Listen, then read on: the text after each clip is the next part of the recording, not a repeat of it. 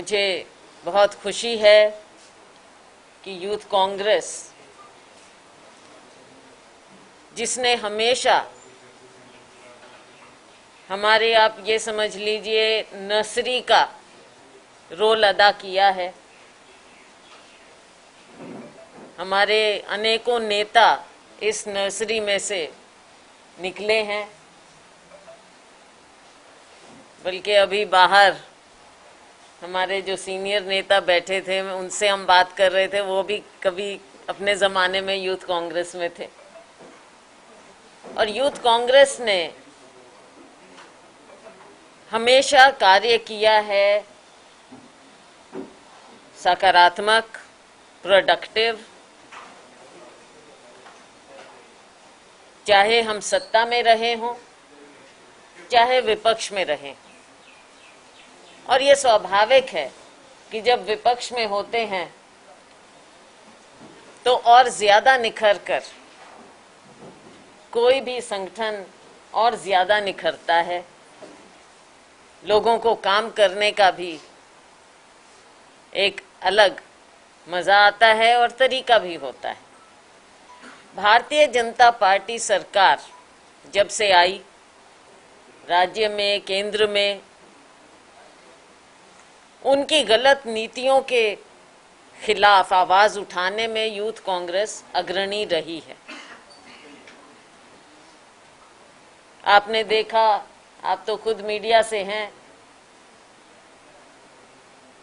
कि देश के विभिन्न भागों में, दिल्ली में, हमारे लड़के, यूथ कांग्रेस के लड़के लड़कियां आगे होकर किसी बात से, ना लाठी से डरे, ना वाटर कैनन से डरे, ना अश्रु गैस से डरे, ना बैरियर से पीछे हटे, इनके ऊपर गंदा पानी तक डाला गया। लेकिन ये हमेशा आगे बढ़ते रहे और हमें नई ऊर्जा मिली, यूथ कांग्रेस को नई ऊर्जा मिली हमारे नेता राहुल गांधी जी से। उन्होंने पर्सनल इंटरेस्ट लेकर यूथ कांग्रेस को एक नई दिशा दी है।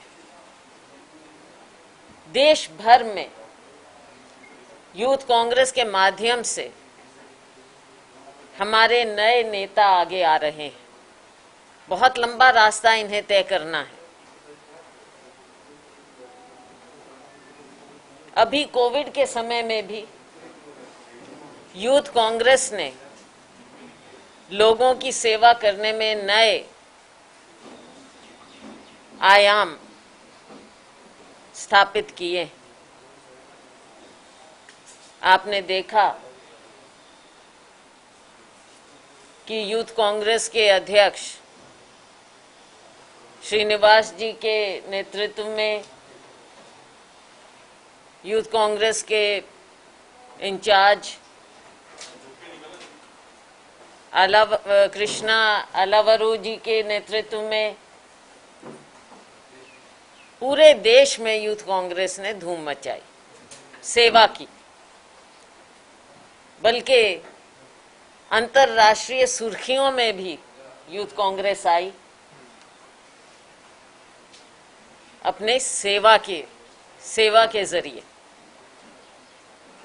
ये इस सरकार पर किस तरह की टिप्पणी हो सकती है, आप खुद समझते हैं, देखते हैं कि विदेशी दूतावास भी हमारी यूथ कांग्रेस का फोन डायल करके ऑक्सीजन की मांग कर रहे थे।